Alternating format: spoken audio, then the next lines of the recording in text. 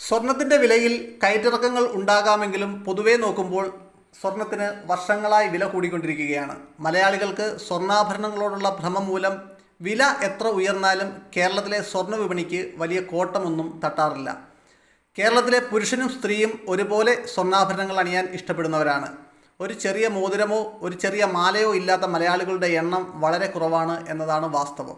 സ്വർണം ഒരു ദീർഘകാല നിക്ഷേപം എന്ന നിലയിലും വാങ്ങുന്നവരുണ്ട്. പക്ഷേ സ്വർണം നിക്ഷേപമായി വാങ്ങുന്നവർ ഒരിക്കലും വാങ്ങേണ്ടത് ആഭരണങ്ങളായല്ല എന്നത് മനസ്സിലാക്കണം.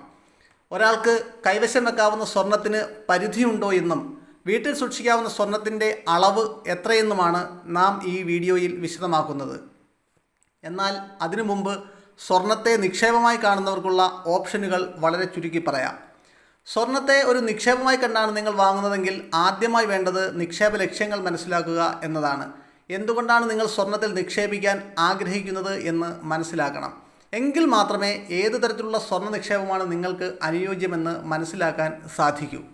ETF-കൾ, ഭൗതിക സ്വർണം, ഡിജിറ്റൽ ഗോൾഡ് തുടങ്ങി നിരവധി മാർഗത്തിലൂടെ സ്വർണത്തിൽ നിക്ഷേപിക്കാം. എല്ലാ തരത്തിലും ഗുണങ്ങളും ദോഷങ്ങളുമുണ്ട്. ഭൗതിക സ്വർണം യഥാർത്ഥ സുരക്ഷ വാഗ്ദാനം ചെയ്യുന്നുണ്ടെങ്കിലും അത് സുരക്ഷിതമായി സൂക്ഷിക്കുകയും വേണം. ഏറ്റവും മികച്ച തരത്തിലുള്ള സ്വർണ്ണ നിക്ഷേപം തീരുമാനിക്കുമ്പോൾ നിങ്ങളുടെ മുൻഗണനകളും അപകട സാധ്യതകളും കണക്കിലെടുക്കണം. സ്വർണത്തിൽ നിക്ഷേപിക്കുമ്പോഴും നഷ്ടസാധ്യത കുറയ്ക്കുന്നത് നിക്ഷേപങ്ങളിൽ വൈവിധ്യം കൊണ്ടുവരുമ്പോഴാണ്. സ്റ്റോക്കുകൾ, ബോണ്ടുകൾ, പ്രോപ്പർട്ടി, ക്യാഷ് ഇക്വലൻറ്റുകൾ എന്നിങ്ങനെ വിവിധ രീതിയിൽ നിക്ഷേപിക്കാൻ സാധിക്കും. ഈ വൈവിധ്യവൽക്കരണത്തിലൂടെ വിപണിയിലെ മാറ്റങ്ങളിൽ നിന്ന് നിങ്ങളുടെ നിക്ഷേപത്തെ സംരക്ഷിക്കാനും സാധിക്കും. സ്വർണം വാങ്ങുമ്പോൾ മറ്റു നിക്ഷേപങ്ങളെപ്പോലെ സമയം ഒരു പ്രധാന ഘടകമാണ്. വിപണിയുടെ അവസ്ഥ കൃത്യമായി മനസ്സിലാക്കിയാൽ മാത്രമേ സ്വർണം വാങ്ങാവൂ. അതായത് ഉത്സവങ്ങൾ, പ്രത്യേക അവസരങ്ങൾ, സാമ്പത്തിക സാഹചര്യങ്ങൾ എന്നിവയെല്ലാം സ്വർണ്ണവിലയെ ബാധിക്കും. ഇത് വിലയിരുത്തിയ ശേഷം മാത്രം സ്വർണം വാങ്ങുക. സുരക്ഷിത നിക്ഷേപമായി സ്വർണത്തെ കാണുന്നുണ്ടെങ്കിലും ഇതിലും അപകടങ്ങൾ ഉൾപ്പെട്ടിട്ടുണ്ട്. അതുകൊണ്ട് തന്നെ സ്വർണത്തിൽ നിക്ഷേപിക്കുന്നതിലെ ചെലവുകളും അപകടങ്ങളും മനസ്സിലാക്കിയിരിക്കണം.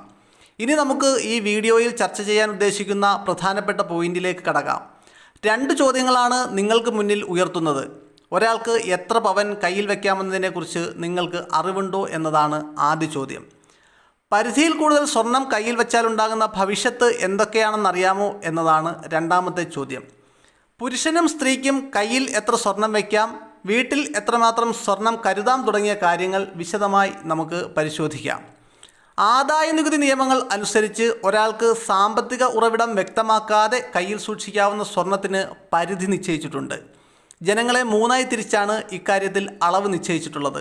വിവാഹിതരായ സ്ത്രീകൾ, അവിവാഹിതരായ സ്ത്രീകൾ, പുരുഷന്മാർ എന്നിങ്ങനെ വ്യക്തികൾക്കനുസരിച്ച് കയ്യിൽ സൂക്ഷിക്കാവുന്ന സ്വർണത്തിൻ്റെ പരിധിയിൽ വ്യത്യാസമുണ്ട്. നിയമപരിധിയിൽ കുറവുള്ള സ്വർണമാണ് വീട്ടിൽ സൂക്ഷിച്ചിരിക്കുന്നതെങ്കിൽ വരുമാനം സംബന്ധിച്ച വിവരങ്ങൾ അധികൃതരെ ധരിപ്പിക്കേണ്ട ആവശ്യമില്ല.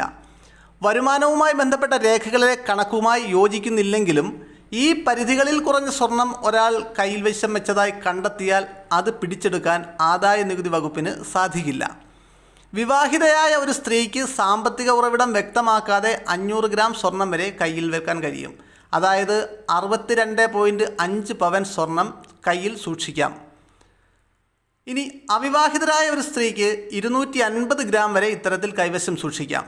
31.25 പവൻ സ്വർണം വരും ഈ അളവ്. എന്നാൽ കുടുംബത്തിലെ പുരുഷനായ അംഗത്തിന് 100 ഗ്രാം സ്വർണം മാത്രമാണ് ഇത്തരത്തിൽ കൈവശം സൂക്ഷിക്കാനാകുക.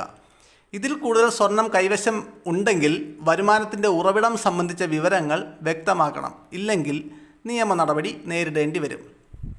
കയ്യിൽ വയ്ക്കാവുന്ന സ്വർണത്തിൻ്റെ പരിധി കടന്നാൽ ഉറവിടം കാണിക്കണം. അതായത് സ്വർണം സമ്പാദിക്കാൻ ഉപയോഗിച്ച വരുമാനത്തിൻ്റെ ഉറവിടം വിശദീകരിക്കാൻ കഴിയണമെന്ന് സാരം. ആദായ നികുതി റിട്ടേൺ നൽകുന്ന സമയം ഈ വിവരം കൂട്ടിച്ചേർക്കേണ്ടതുണ്ട്. വിവാഹം, കുട്ടിയുടെ പേരുവിളി തുടങ്ങിയ ചടങ്ങുകളുടെ സമയത്ത് സ്വർണം സമ്മാനമായി ലഭിക്കാറുണ്ട്. ഇത്തരത്തിൽ ലഭിക്കുന്ന സ്വർണത്തിനും കണക്ക് ആവശ്യമാണ്. പാരമ്പര്യമായോ സമ്മാനമായോ ലഭിച്ച സ്വർണമാണെങ്കിൽ ഇതിൽ മാറ്റമുണ്ട്. ഉപഹാരം നൽകിയതിനുള്ള രേഖകൾ, സ്വർണം വാങ്ങിയപ്പോൾ ലഭിച്ച ബില്ല് തുടങ്ങിയവ രേഖകളായി കൈമാറാം. പാരമ്പര്യമായി ലഭിച്ചതാണെങ്കിൽ വസ്തുവകകൾ ഭാഗം വെച്ചതിൻ്റെ രേഖകളോ വിൽപത്രമോ സമർപ്പിക്കാൻ കഴിയും. ഇനി മുതൽ സ്വർണം വാങ്ങുമ്പോഴും സ്വർണം സൂക്ഷിക്കുമ്പോഴും ഇക്കാര്യങ്ങൾ നാം പ്രത്യേകം ശ്രദ്ധിക്കണം.